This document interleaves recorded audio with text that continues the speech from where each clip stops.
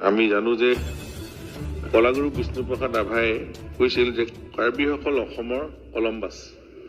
এখন পাহাৰীয়া জিলা সুন্দৰ, যিখন সংবিধানৰ ৬ষ্ঠ অনুসূচীত ভূমি সংক্ৰান্তীয় সকলো তেখেতসকলৰ অন্তৰ্গত। তাত 6 schedule area land is transferred subject, কিন্তু ল এণ্ড অৰ্ডাৰ চিটুৱেশ্যনটো অসম চৰকাৰৰ হাতত আছে। এতিয়া কথা হ'ল যে আমাৰ এই কাৰ্বিসকলৰ সাহিত্য পৰিষদৰ পৰা লাভ কৰা আমি তাৰ পৰা পোৱা তথ্য অনুসৰিহে আমি ক'ব পাৰিম। আমি যেহেতু ট্ৰেন্সফাৰ্ড ছাবজেক্ট, আমি পোনপটীয়াকৈ তাত এভেকশ্যন কৰা এলটমেণ্টছ এইবিলাক আমি ক'ব নোৱাৰোঁ, কাৰণ তেওঁলোকৰ কাৰ্বি অট'নমাছ কাউন্সিলৰ তেওঁলোকৰ এক্টিয়াৰ ভিতৰত এইবিলাক। কাৰ্বি আংলঙৰ পৰিষদে জনাইছে যে খেৰণিত PGR মাটিত তেওঁলোকৰ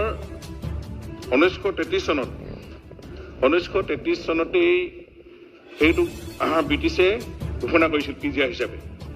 আৰু 1946ত ইয়াত সীমাটো নিৰ্ধাৰণ কৰা হৈছিল। আৰু 1951 চনত গঠিত মিকি পাহাৰ জিলাত 1952 চনৰ মিকি পাৰ্বত্য জিলা পৰিষদ, যি বৰ্তমান কাৰ্বি আংলং সাহিত্য পৰিষদ বুলি কোৱা হয় বা গঠিত হৈছিল। এতিয়া খেৰণিত PGR যিটো হাৱাজান অঞ্চলৰ এতিয়া কাৰ্বি আংলং অট'নমাছ কাউন্সিলে অলপ ৰিজাৰ্ভ এতিয়াও কৰা নাই,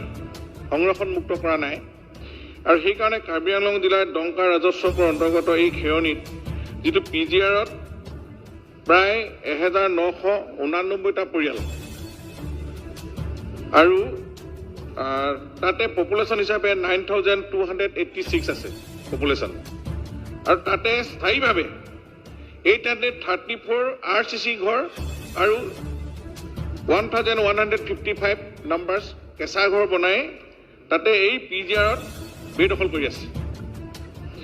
এতিয়া এনে বৃহৎ হাৰত যেতিয়া বেদখল হৈছে, এতিয়া কাৰ্বি আংলং অট'নমাছ কাউন্সিলৰ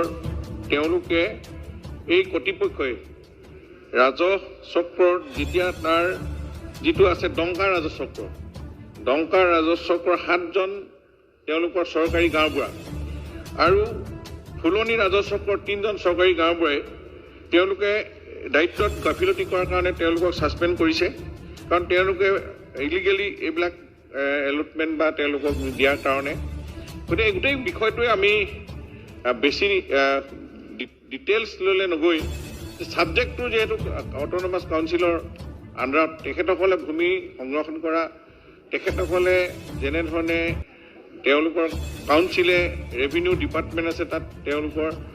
সেই বিভাগৰ ছেক্ৰেটাৰী আছে, আণ্ডাৰ ছেক্ৰেটাৰী, তেওঁলোকে গোটেই বিষয়টো চাই চিতা কৰি আছে। গতিকে আমাৰ অসম চৰকাৰে আমি পোনপটীয়াকৈ যিহেতু তাতে একো হস্তক্ষেপ কৰিব নোৱাৰোঁ, কিন্তু এটাই পাৰোঁ যে ল এণ্ড অৰ্ডাৰ চিটুৱেশ্যন হ'লে আমি কণ্ট্ৰল কৰা আইনসংগত কথাখিনি আমি অসম চৰকাৰৰ হাতত আছে। গতিকে এই কথাখিনি আমাৰ সন্মানীয় বিধায়ক তথা বিৰোধী দলৰ দলপতি দেৱব্ৰত শইকীয়া ডাঙৰীয়াক আমি জনাইছোঁ, আৰু আমি বিষয়টো সন্দৰ্ভত আমি যিহেতু মই HAD মিনিষ্টাৰ হিচাপে পৰিস্থিতি যাতে